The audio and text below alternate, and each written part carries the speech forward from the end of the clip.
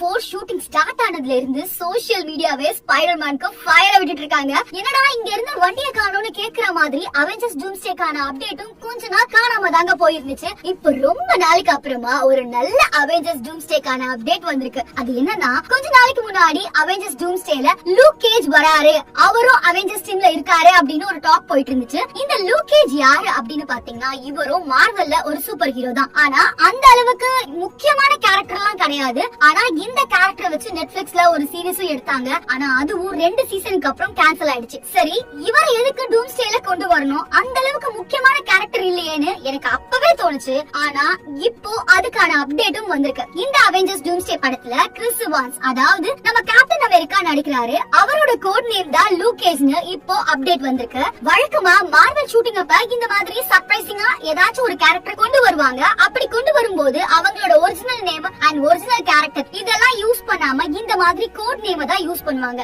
அப்படிதான் Chris எவான்ஸ்க்கும் look gauge அப்படின்னு code name கொடுத்திருக்காங்க. இப்போ அவெஞ்சர்ஸ் டூம்ஸ்டேல இருந்து லூக் கேஜ் ஹவுஸ்னு ஒரு செட் பிக்சர் லீக் ஆயிருக்கு. இந்த ஹவுஸ் 1960ஸ்ல இருக்கிற மாதிரி டிசைன் பண்ணிருக்காங்க. சோ இந்த ஹவுஸ் வேற ஒரு டைம் லைன்ல இருக்கிற கேப்டன் அமெரிக்காவோட ஹவுஸா இருக்கிறதுக்கு நிறையவே வாய்ப்புகள் இருக்கு. அண்ட் இன்னொரு விஷயம், இந்த படத்துல பெகி கார்ட்டரும் இருப்பாங்க அப்படின்னு சொல்றாங்க. சோ இதெல்லாம் வச்சு பாக்கும்போது ஏதோ ஒரு டைம் லைன்ல Steve Rogers and Peggy Carter 2 பேருமே ஒன்னா சந்தோஷமா வாழ்ந்துட்டு இருக்க மாதிரியான ஸ்டோரி லைன் இருக்கிறதுக்கு நிறையவே வாய்ப்புகள் இருக்கு. அப்படி இல்லனா பெகி கார்ட்டர் வேற ஒரு டைம் லைன்ல இருக்கிற கேப்டன் கேச்சரா இருந்து அவங்க தான் இந்த அவெஞ்சர்ஸ் டூம்ஸ்டே படத்துல வரா மாதிரியும் இருக்கிறதுக்கு நிறையவே வாய்ப்புகள் இருக்கு. சரிப்பா, அதான் கேப்டன் அமெரிக்காக்கு எண்ட் கேம்லயே எண்ட் கார்ட போட்டுட்டீங்களே, அதுக்கப்புறமா புதுசா கேப்டன் அமெரிக்காவா சாம் வில்சனையும் கொண்டு வந்துட்டாங்க. இப்போ மறுபடியும் ஸ்டீவ் ராஜர்ஸ் கேப்டன் அமெரிக்காவா கொண்டு வந்தா அது கரெக்டா இருக்குமான்னு தெரியல. பிகாஸ் ஸ்டீவ் ராஜர்ஸோட கேரக்டருக்கு ஒரு பெர்ஃபெக்ட்டான எண்டிங் எண்ட் கேம்லயே கொடுத்துட்டாங்க. அப்படியே ஸ்டீவ் ராஜர்ஸ்